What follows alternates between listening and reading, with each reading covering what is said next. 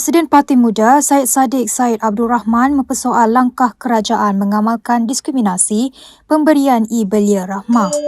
Pening kepala, tak ada duit belanja. Kecewa kerana orang lain shopping selambat.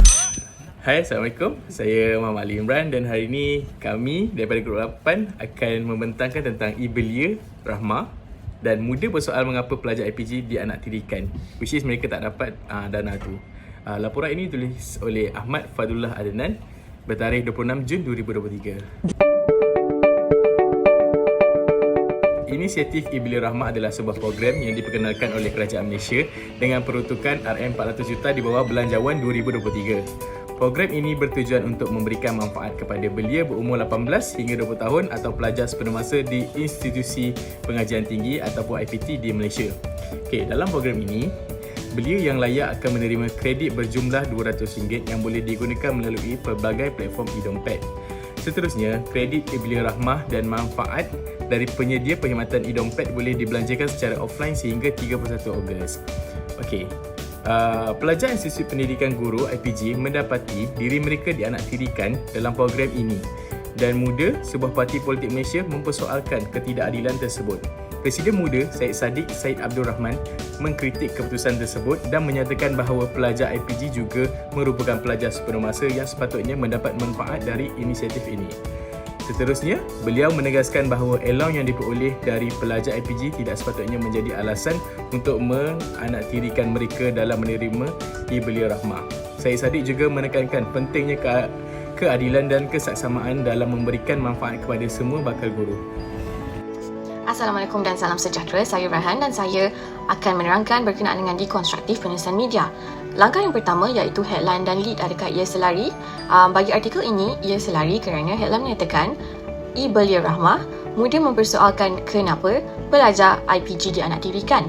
Dan isi-isi yang dibahaskan di dalam artikel ini daripada Syed Saddiq sendiri, ia adalah selari dengan headline kerana beliau mempersoalkan kenapa pihak kerajaan menanaktirikan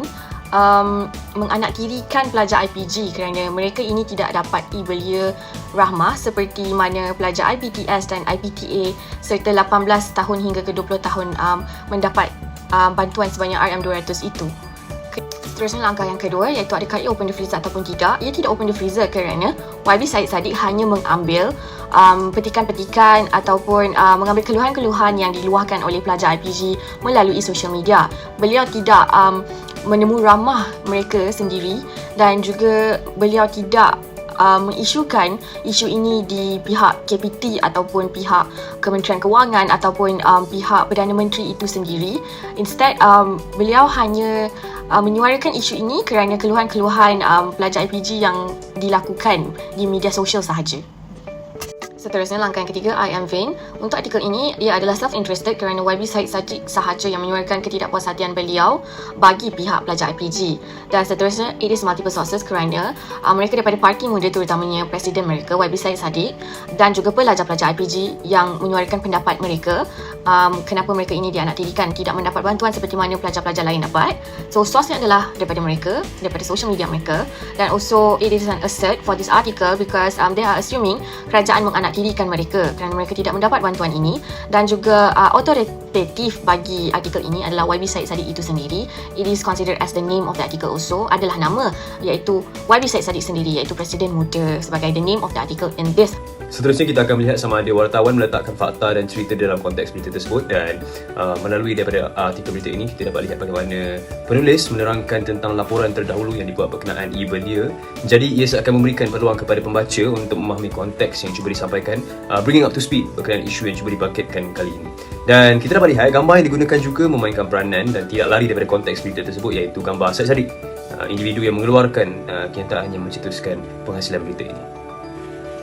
Kemudian, adakah berita tersebut bersifat adil? Dan melalui berita ini kita dapat lihat bagaimana kenyataan dan bukti yang dikeluarkan daripada pihak muda, khususnya Presiden Syed Saddiq sahaja yang dikemukakan, tetapi kenyataan daripada pihak yang dipersoal iaitu kerajaan tidak dikemukakan. Sekiranya penulis dapat kemukakan kenyataan daripada pihak kerajaan, maka berita itu akan lebih adil dari segi pembacaannya. Berita ini menjawab persoalan 5W1H dengan baiknya. Yang pertama, who? iaitu Presiden Muda YB Syed Saddiq itu sendiri. Yang kedua, why. Berita ini membincangkan tentang perkara E-Belia Rahmah. When, iaitu bertarikan 28 Jun.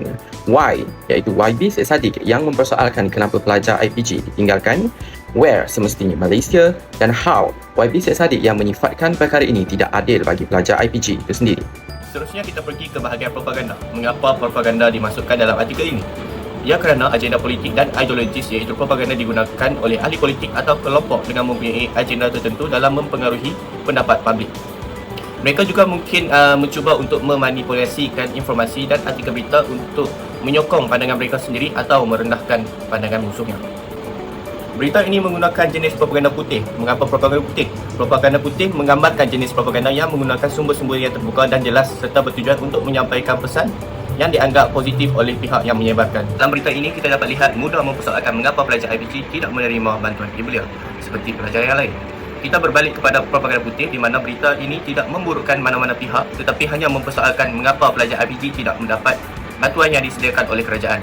Dengan secara tidak langsung, dengan adanya propaganda ini, kerajaan mungkin mengambil tindakan sewajarnya untuk tidak berlaku sikap tidak adil dengan isu ini.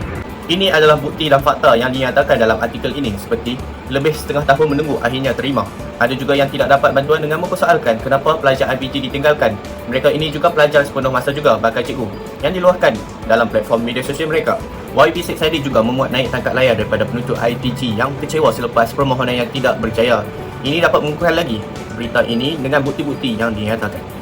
Setelah memeriksa teks artikel yang diberikan, tidak ada kesalahan tata bahasa yang terlalu mencolok dalam teks tersebut. Tapi secara umum, tata bahasa dalam artikel tersebut dilihat baik dan dapat difahami dengan mudah. Namun terdapat beberapa ayat yang perlu diperbetulkan di dalam teks tersebut. Iaitu yang pertama, dalam ayat Presidennya Syed Saddiq, Syed Abdul Rahman menyifatkan perkara itu tidak adil.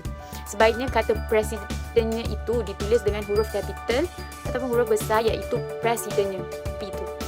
Dan nombor 2, dalam ayat mereka ini pelajar sepenuh masa juga. Bakal cikgu. Sebaiknya tanda seru setelah bakal cikgu itu digunakan sekali sahaja untuk menghindari pengulangan yang berlebihan.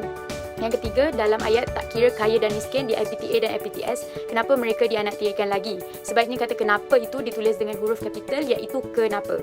Meskipun demikian, perlu dicatat bahawa penilaian tata bahasa dapat subjektif dan beberapa perubahan yang disarankan di atas dapat bergantung pada gaya penulisan dan preferensi penggunaan bahasa yang berbeza.